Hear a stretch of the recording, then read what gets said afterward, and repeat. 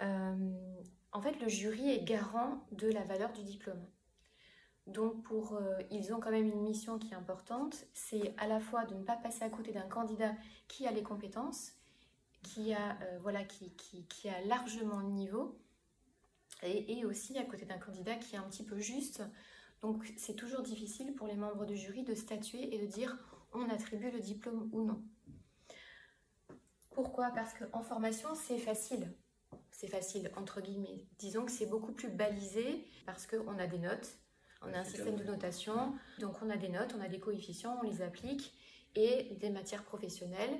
Et surtout, les enseignants peuvent voir les candidats en situation réelle, produire, réaliser et dire effectivement, comme en bac pro, il y a des mises en situation, on vient vous évaluer sur les milieux de stage, etc. etc.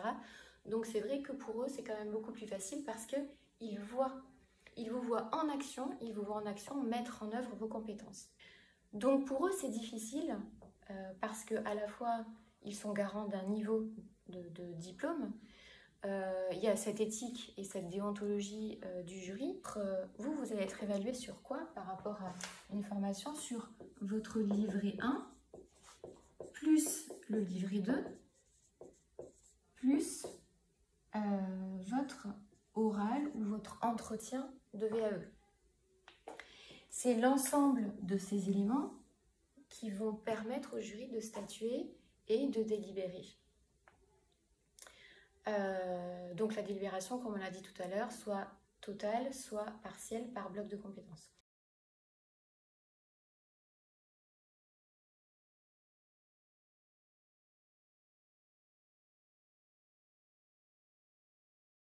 Grosse pression non plus. Le livret 1, on n'a rien fait, dans le livret 1, il n'y a rien de spécial.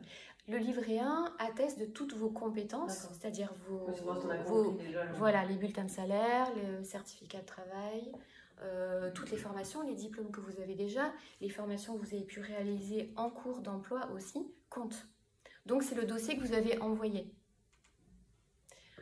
Ce sont vos preuves, c'est vos éléments de preuve d'employabilité, de poste qui vous a délivré la notification de recevabilité. Donc ces éléments-là, ils sont étudiés. Votre livret 2, évidemment, il est étudié. Et ensuite, c'est votre entretien, votre échange, votre présentation et votre échange avec le jury, votre façon de répondre aux questions, voire en action.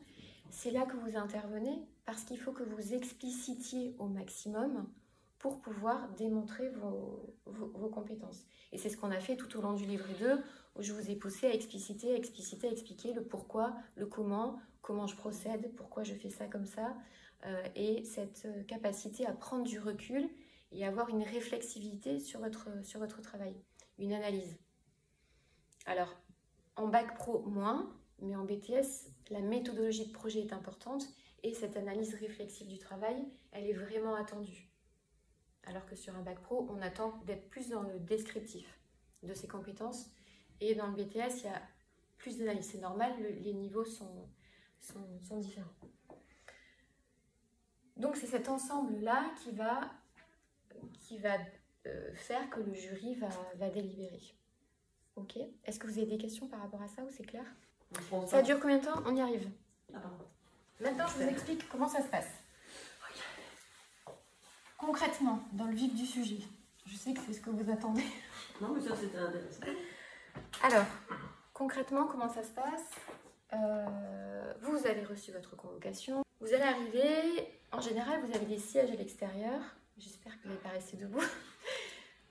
Et vous allez... Voilà, la salle sera probablement fermée, sauf si vous êtes les premiers. Vous, à 14 h, en tout cas, ou alors ils seront déjà installés, ils vont vous faire entrer.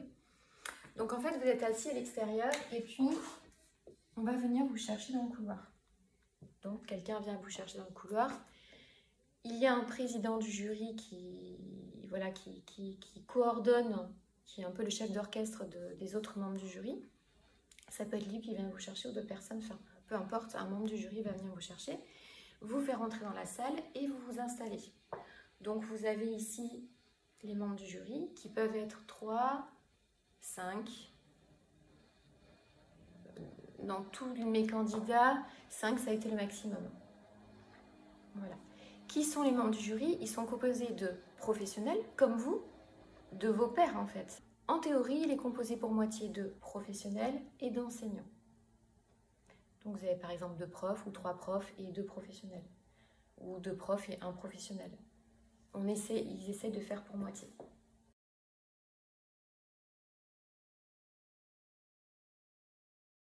Sur le dress code, c'est quoi? C'est un mode d'entretien là? Qu'est-ce qui est... Dress code, imaginez que vous êtes en situation... En fait, ça reflète votre milieu de travail. Comme tu vas au travail? Oui, comme vous êtes au travail, exactement. Et que vous êtes aujourd'hui, c'est très bien. Oui, c'est très bien. Ne mettez pas des choses dans lesquelles vous ne vous sentez pas à l'aise. C'est pas le moment d'essayer une jupe ou d'essayer une robe qu'on n'a jamais portée. C'est pas les talons, ça. Vous, avec la jupe, ça va pas aller. Donc, ils viennent vous chercher, vous rentrez dans la salle, le dress code, voilà, des vêtements dans lesquels, effectivement, vous représentez votre profession. Bien, il faut que vous vous sentiez bien, c'est essentiel pour être à l'oral. Donc ensuite, qu'est-ce qui se passe? Donc, on a dit, le jury, c'est moitié enseignant, enfin en théorie, et formateur, et professionnel, pardon.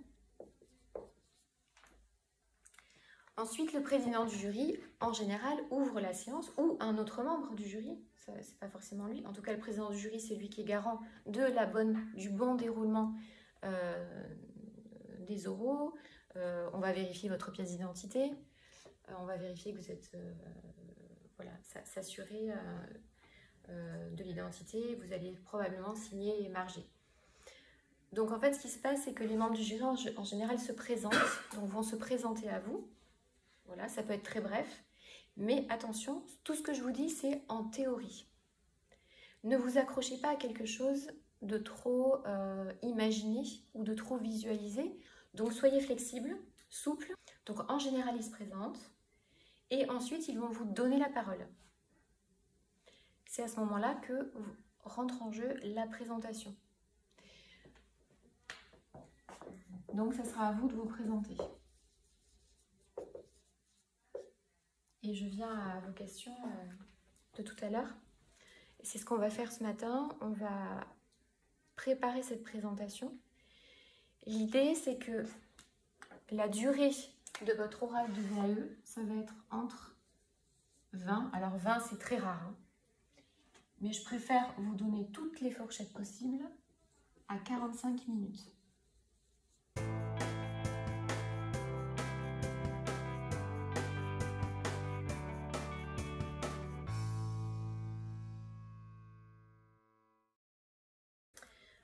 Donc ça va durer entre 20 à 45 minutes. Ce qui fait que moi, je vous conseille, c'est un conseil, vous n'êtes pas obligé de le suivre, c'est ce que je conseille. Et quand j'ai le retour des candidats, je leur demande toujours de me dire comment ça s'est passé, qu'est-ce que vous avez eu comme question, qu'est-ce qui s'est passé, parce que ça m'intéresse de savoir effectivement. Et j'ai globalement un discours similaire, mais certains me disent, bah moi, ils ne se sont pas du tout présentés. Voilà, donc c'est vrai que ça les a un peu déstabilisés. Bah moi, en fait... ils m'ont coupé pendant ma présentation. Et on a enchaîné sur mon livret. Donc ça peut être ça aussi. Sur ces 20 à 45 minutes, 20, à mon avis, non. Ça sera vraiment très très rare. C'est pour ça que je vous conseille de vous présenter entre 3 à 5 minutes maximum. C'est ce qu'on disait tout à l'heure. Donc là, moi, je suis plutôt sur 3 à 5 minutes. 3 à 5 minutes, c'est long. On va s'entraîner, vous allez voir qu'en 3 à 5 minutes, vous dites beaucoup de choses. Ça dépend évidemment de votre débit de parole, mais entre 3 et 5 minutes, vous arrivez à faire un condensé. Il faut toujours penser son discours, qu'est-ce qui est pertinent à dire au regard du diplôme que je prépare.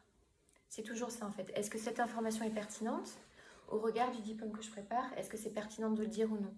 C'est pas à moi de vous le dire, c'est à vous de le ressentir et c'est vous qui argumentez. Donc, 3 à 5 minutes pour la présentation, c'est ce que je vous conseille. La présentation, quels sont les éléments à donner? Et donc, vous avez dit tout à l'heure quelque chose qui est très juste. Effectivement, pourquoi c'est le VAE, tout ça, on va le voir.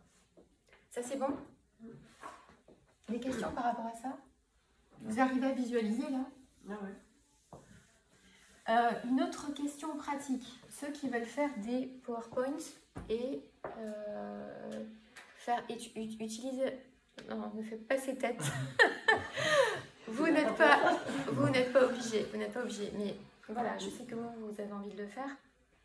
Oui. Après, moi j'ai pas envie de le faire, le PowerPoint, mais je veux dire, après, juste une base pour avoir un fil conducteur du livret 2, non?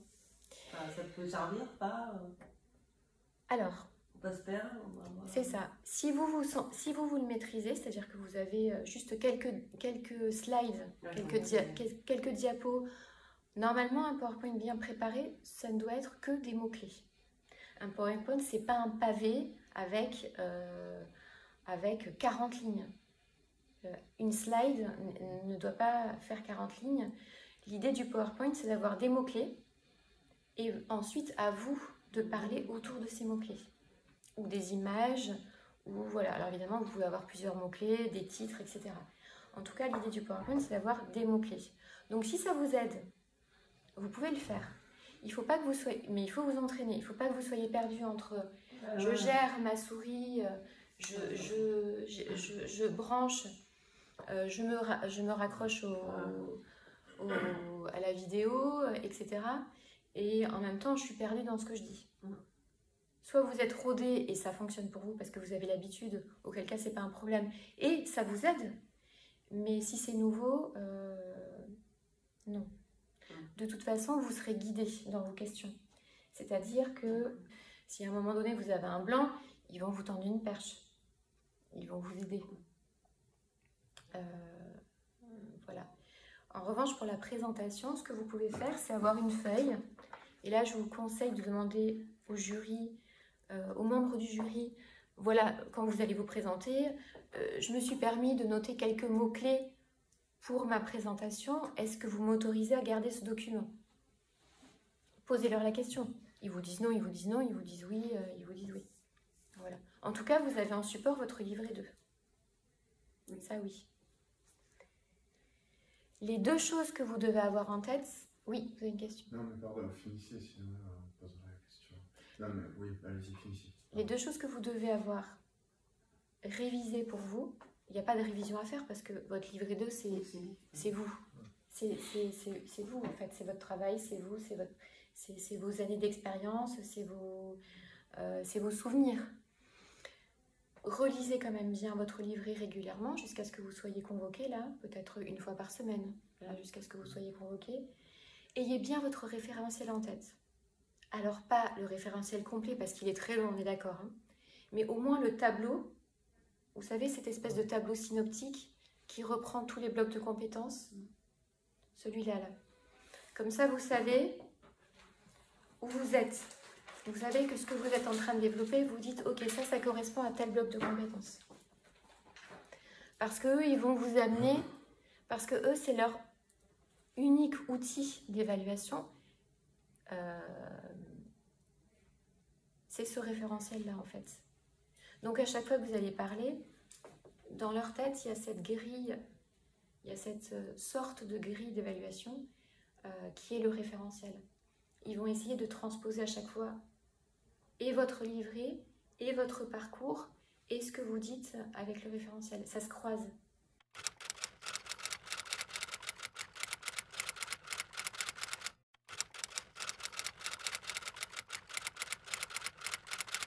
Ils attendent de vous que vous le connaissiez.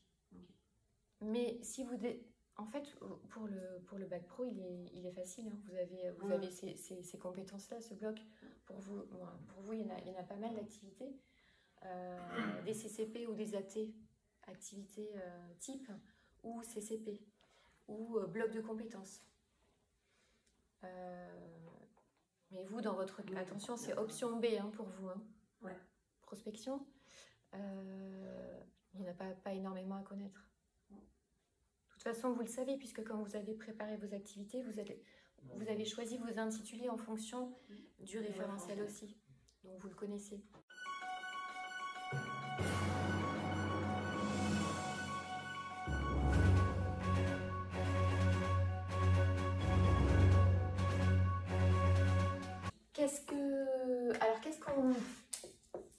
Et ça, on va s'entraîner. Là, ça va être à vous de rédiger.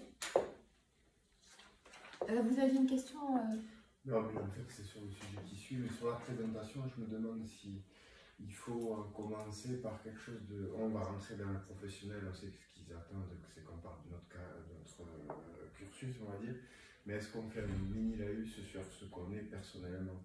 Âge, enfin, situation Voilà, familiale. j'y viens, je réponds. Okay. J'y réponds. Justement, dans votre présentation, on se rappelle 3 à 5 minutes max.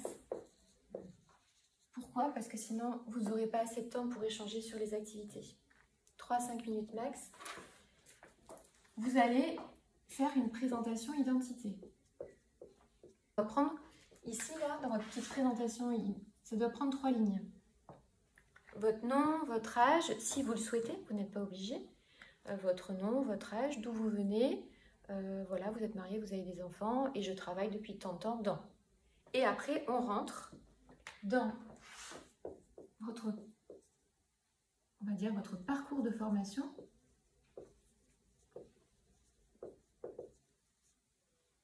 Je vais vous donner une trame, une sorte de trame que vous pouvez suivre, ou en tout cas dont vous pouvez vous inspirer. Vous n'êtes pas obligé de la suivre à la lettre. C'est parce qu'en fait, elle regroupe un petit peu tous les éléments qui sont attendus. Vous pouvez inverser des éléments. Si ça vous semble plus fluide de commencer par votre expérience professionnelle pour vous et ensuite de décrire votre formation, parce que de vos premières expériences vont découler des formations, ça c'est à votre libre appréciation. L'essentiel, c'est que votre discours soit structuré, que ce soit bien structuré. Que ce soit chronologique ou non, c'est pas très grave. L'important, c'est qu'il y ait une logique dans ce que vous allez raconter. Donc, parcours de formation, expérience professionnelle.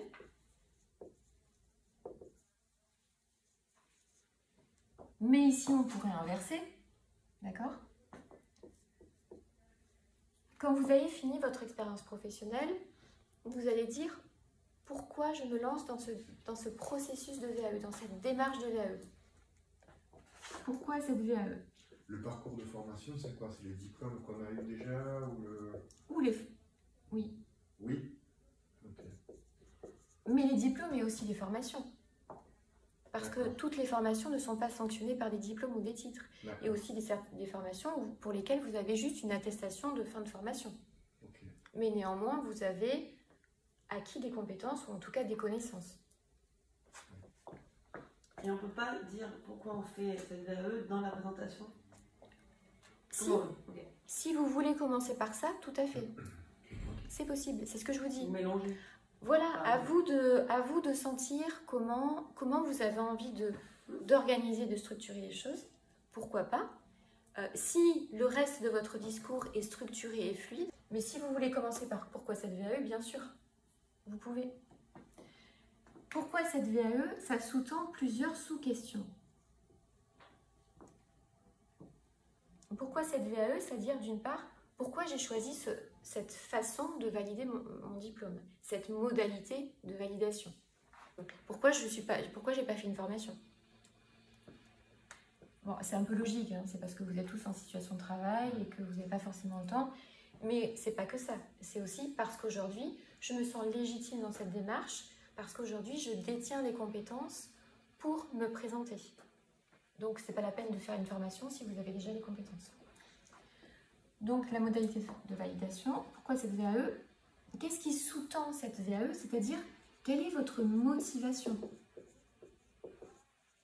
C'est quoi votre motivation pour valider cette VAE? Est-ce que dans cette motivation, il y a le désir d'une reconnaissance professionnelle et aussi personnelle? C'est légitime, au bout de tant d'années d'expérience, de vouloir avoir une reconnaissance de diplôme. Donc, votre motivation, ça peut être une reconnaissance à la fois professionnelle et personnelle aussi, parce que les deux sont quand même très liés. Ensuite, vous pouvez parler de votre projet. Quel est votre projet après la VAE? Cette question, attention, le conseil que je donne, parce que la dernière fois, je préparais à l'oral vos collègues là lundi. Il faut que votre projet reste cohérent, en tout cas que ce diplôme soit important dans votre projet. Donc je dirais quelque part, c'est une question qui est stratégique. Tout ce que vous allez dire est stratégique. Chaque mot employé, votre façon d'amener les choses. Donc, quel est votre projet?